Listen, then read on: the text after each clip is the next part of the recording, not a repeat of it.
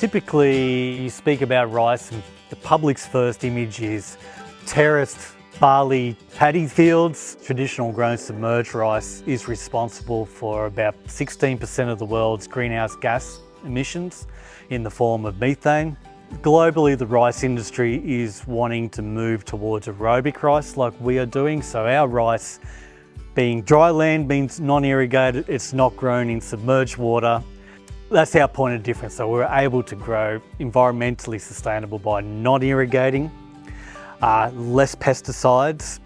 And then also the third one that's more of a work we've been doing is the methane low emission reductions. We have the most unique climate in Australia to grow it here, which allows us to grow it without that need for any submergence.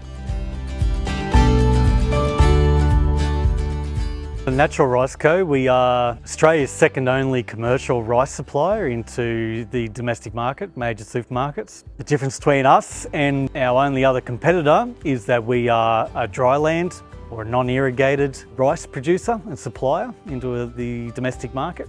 We've been going for about 7 years now. We do finally have our own branded product in Coles under Natural Rice Co. We do supply Aldi as well as Coles on their own branded products, so Imperial in Aldi and Coles home brand in Coles. And we do food service as well, which is into 25 kg bags into restaurants and things like that. So we have 35 growers growing for us this year. We have a grower base of about 30 consistent growers that have grown for us for the last at least 4 years, which has been really good. Then we have about probably another 25 to 30 growers, interested parties that we've unable to take on this year. Unfortunately for us, the interest by far outweighs our storage at the moment. The biggest attraction for us is, well, number one, it is the green area of Australia. It's the clean green area, and it's the ability and the uniqueness of the climate here to grow rice dry land.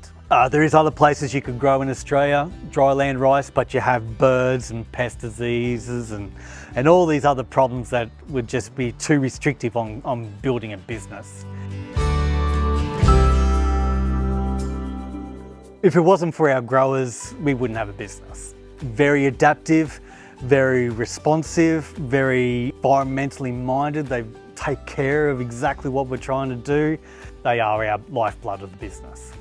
We have great government support locally. Every 3 to 5 years, we're trying to get the opportunity to get an export license, and our local government and support has been great. Unfortunately, we haven't been successful, but it's just good to know that we've got the backup from our local government and council to try and make it happen. Currently we have 5 people employed by Natural Rice Co here. We'll have another 5 employed within the next 6 months. We have our packing facility that's about to be completed in operational by April. As we are taking over more of our process that we contract out, like rice milling, etc., that'll increase our employment here. We will need, by the time we have a rice mill here, we will need about 30 employees on site. We also do sponsor the Kyogle local rugby league team, and we're putting some food into through some local charities after the floods and things like that. But it's predominantly our growers that we try and support. When we woke up on that, must have been around the 28th of February, we still had some hope, because rice will put up with about being underwater for about 4 or 5 days without losing quality.